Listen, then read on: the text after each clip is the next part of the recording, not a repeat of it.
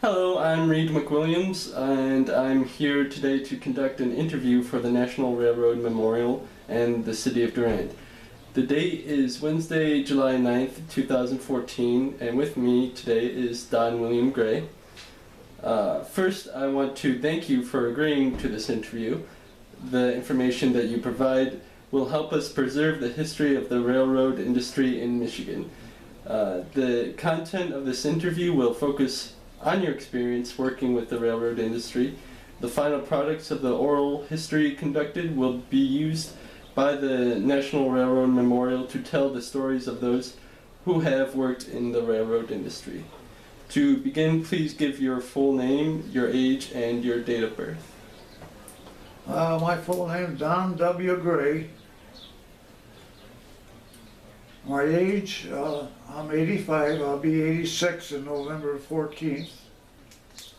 I retired from the railroad on November 14th, 1990, after 41 years service.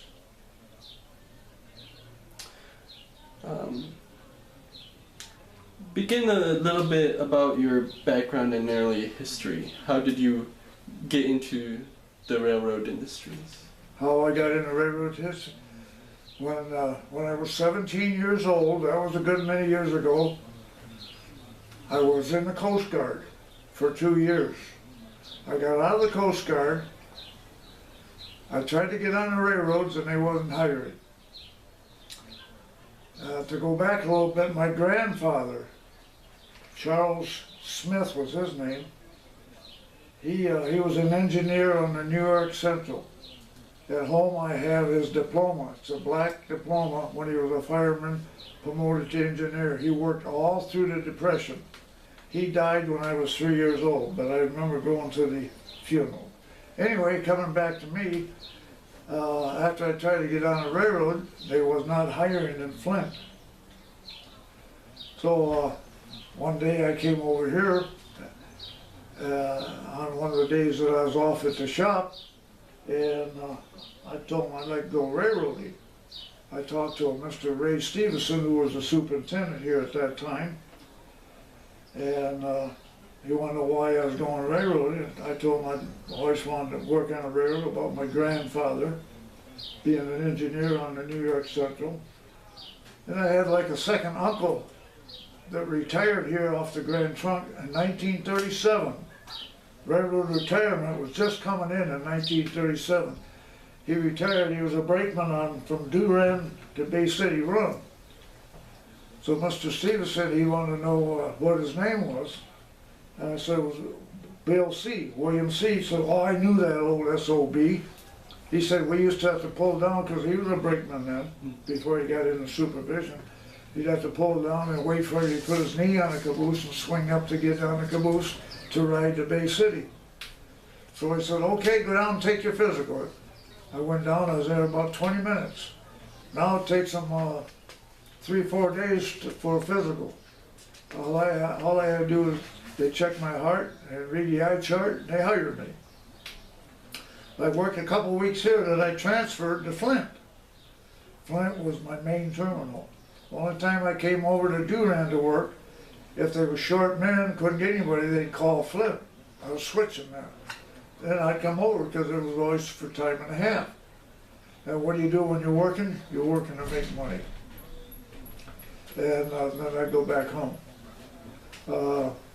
Then I worked up the ladder just by working. I was on safety committees, yard committees, brakeman. I'd be a brakeman, take trains to Detroit. Somebody come in? Who's there? They're gone.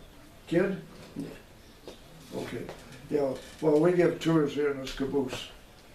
And I explained to them the same things I did to you. They understand what cabooses did and how they, I think you do too now. So from there, I just worked my way up. I've got a couple picture albums out there if you'd like to look through some of them. Maybe a little bit after.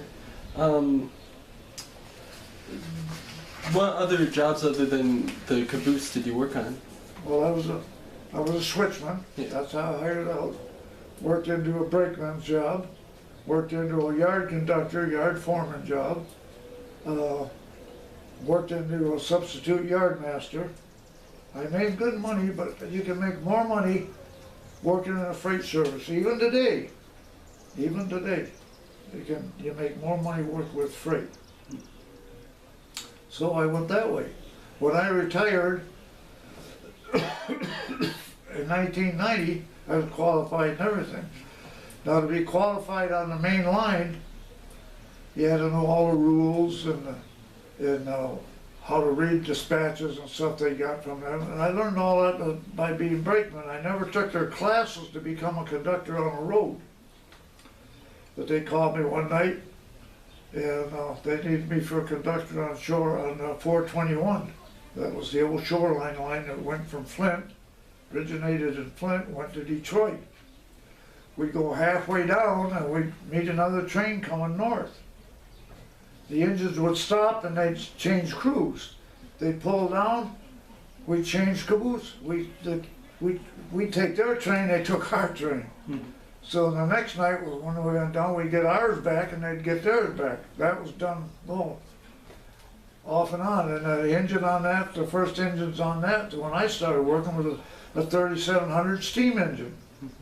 They'd get their train all together, go around this way, and go to Detroit. And so that's how I worked up into it before when I retired. When I retired, I was making more money in retirement. For 40 hours, I made more money after I retired than I did when I was working. When I started out, I was making 8 something, it went to 11, then 16, that kept going on up. When I retired with all the overtime, I always went on a job that made money. I went on the AC job. That's all gone now. All that stuff was in Flint, it's all tore down. I worked on that 83, 4, 5, and 6. I was making almost $300 a day with the overtime. So I had a good pension. Can you share some stories about the people you worked with? You know what? The people you worked with, share some stories about them. Any stories about them? Yeah. I can show you in that. Now Dave Lewis, he's outside there, I can have him come over. I was a conductor pilot, which means when they want to get on the main line, they used to have a conductor qualified to get these people out on the main line because you had to get them out of the way when a train was coming. And as a conductor, we always knew when the trains was coming, when we had to get out of the way, and I'd move them. Sometimes they'd be real busy out there, and we got to get off the main. Their foreman of that maintenance department would get mad at me because I said, hey, I got to get off the main. I had authority over any movements on that track. I'd get them over on the side, let that train go by, then I could get back out and go to work. That was one of the jobs I had. Now they don't do all that. All it's done by radio. They've laid off people. Everything's computer. You know that and I know that. But that's how I worked up, just by doing the jobs and learning them that way. Then they wanted to promote me to conductor, to take a train to Detroit. They couldn't get any conductors. They called me. I said, I'm not qualified to work the main line. I did as a conductor pilot, but not running a train. He said, you are now. They spot promoted me. I knew the job. So I had that job, so I made that job. But that's how you worked on the railroad. You worked up to these different jobs. The main thing, even back in the 1800s and stuff, the only thing you have on the railroad is seniority. I had one guy hired out one day before me. He could get on jobs that I wanted because he beat me by 1 day in seniority. That's all you have on the railroad. We didn't punch clocks or nothing like I showed you on that. Everything was done by paper. So if I was taking a train to Detroit, I'd do paperwork on here and then get up and watch for hot boxes. That's what cabooses did. Now what do you got? What part of life working on the railroad do you miss the most? Nothing really. I enjoyed railroading back in the 50s into the 60s and 70s, it's not like it used to be. Hmm. People working on the railroad now, they're making real good money, but they don't like the new rules they gotta work with. And I was a strong union man. I was secretary treasurer for a local union for over 20 years. That's how you operate these railroads, work by rules. When the Canadian National took over, they changed everything. I got their rule books and I don't go along with some of the stuff that's in their books. They want to run the railroad the way they want to run it. And if I was working for the Canadian National, they'd probably fire me. Because back then, we can't work like we used to do. We talked a little about Durand as a city today. What was it like back then? People even today, back then, they really blocked the streets around here because this was a booming place. Hmm. And you can see that when we go over to the museum. I can show you some pictures over there of what things took place. This was a railroad town after the railroad came in here. Did you know that the city of Durand does not have a cemetery? Their cemetery is over in Vernon. They used to call this Vernon Township. So the cemetery is way over there. People die, they go over to Vernon. It's about 9-10 miles from here. But Durand there wasn't a city. It was all railroad. Then they built the city up around it. There's stuff here, water tanks that used to be down there on both sides of the rail. Everything was done by coal and water. And the roundhouse. People want to know where the roundhouse used to be. When I give tours at the depot, I show them roughly about where it's at. It's all tore down. And there's just a stone, what was around, a stone down in the ground about that far. Durand is full of history. Like I say, I never worked over here that much, but I knew a lot of the engineers that worked, they'd come to Flint and work. I knew them all, like that picture I showed you up on the wall. I worked with every one of them guys. Most of them are engineers up there. A lot of them are passed away. I'm trying to get the depot to get some fellow to come over here and I can break him in on how to run what the cabooses did. They had no idea. This caboose sat here for about 10 years before I got involved with it. I used to work in the archives and library, I still do when I give tours over there, but nobody knew anything about the caboose, so I said, well, I come over and opened it up.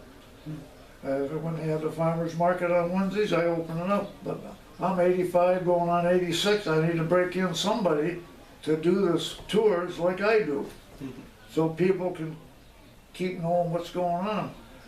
The old timers are dying off. Have you noticed anything in Durand that has changed over the years? In Durand? In Durand, yeah. The city. Oh, quite a bit has changed, yeah. The railroad has changed. The yards are still the same and everything up there, but they're not doing what instead of switching over all these streets, they take a crew up and they call it the top end that goes to the north, and they'll switch them the other end and not block streets as much as they did down here. But like the Ann Arbor used to come through here, the Diamonds was here, all this railroad stuff came down. It was strictly a railroad town. Most of the people living in Durand back then, and a lot of them now are just related, all railroad people. It was strictly a railroad town. Thank you for taking the time to be a part of this project. The information that you have provided will be preserved so that others who come after us will be able to access. I didn't hear all, I'm hard to hear it. Oh, I'm sorry. Thank you for taking the time to be a part of this project. This information that you have provided will be preserved so that others who come after us will be able to access this information and learn a little bit about life on the railroads. Yeah, now I can take it, turn it off? Yeah.